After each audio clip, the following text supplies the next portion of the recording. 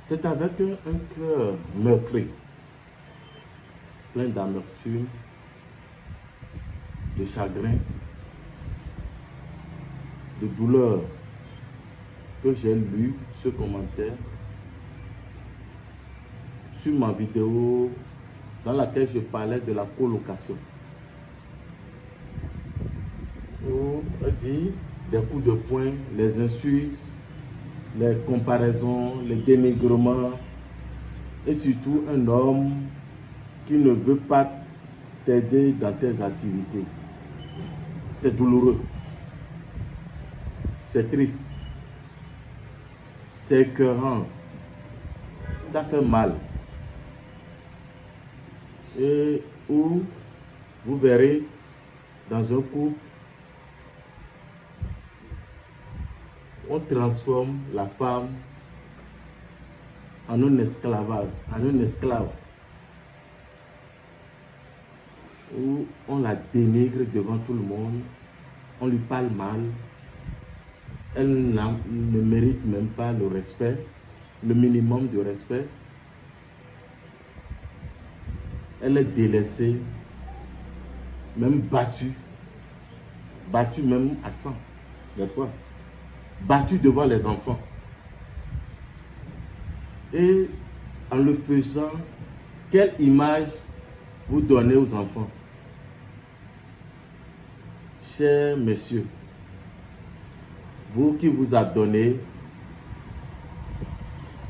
à ce traitement inhumain dégradant de vos femmes, vous faites tout ça là, et ironie du sort, le soir, vous allez vous mettre à genoux pour cette même dame que vous avez battue, que vous avez dénigrée, que vous avez insultée.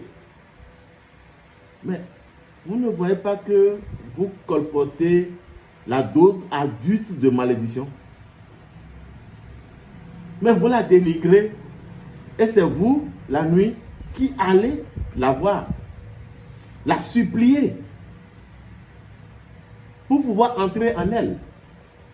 Mais à la fin, c'est vous-même qui vous dévaluez. C'est vous-même qui vous déshumanisez. Mais vous ne voyez pas ça? Mais c'est une malédiction pour un homme de lever la main sur sa femme. Et ça, je le dis en tant que spirituel. Je reprends. C'est une malédiction pour un homme de lever la main sur sa femme. Les pleurs de la dame, les pleurs d'une femme sur son mari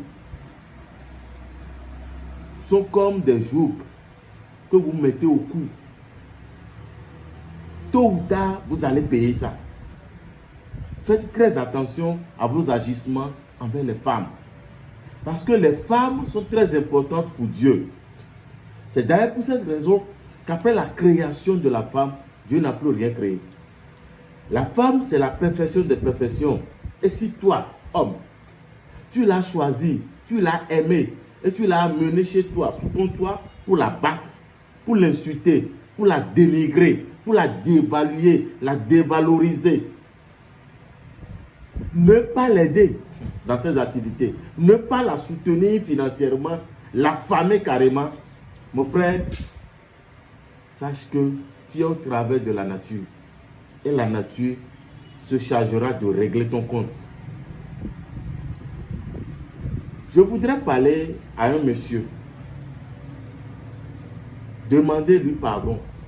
Pour l'amour qu'il a pour lui-même, d'arrêter de battre sa femme, d'arrêter de dénigrer sa femme, arrêter d'insulter la femme devant les enfants, humilier la femme devant les enfants. On m'a rapporté qu'un homme a amené sa femme chez sa maman, chez frère, pour la battre.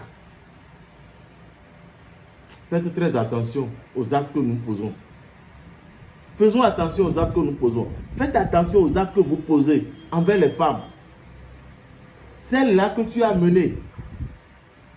Battre pas ta mère, ton frère. Celle-là, tu peux encore la recevoir chez toi. Tu peux encore aller dans le lit avec elle. Et plus tard, quand vos enfants apprendront ça, quel comportement les enfants auront vis-à-vis de toi, qui est appelé à être père? Là, tu n'es plus papa, hein? Tu es un géniteur. un géniteur inconscient d'ailleurs. Celle qui a porté la grossesse pour toi pendant 9 mois, tu la bats, tu l'insultes, tu la dénigres. Il n'est jamais facile d'être mère. Comme quoi il n'est jamais facile d'être père de famille. Autant il n'est jamais facile d'être père de famille, autant il n'est jamais facile d'être mère de famille. Respectez les femmes. Ayez le minimum de respect pour les femmes. Tu le fais, quelqu'un le fera à ta soeur. Quelqu'un le fera à ta fille. Parce que quand les pères mangent le raisin, c'est les enfants qui ont les dents agacées.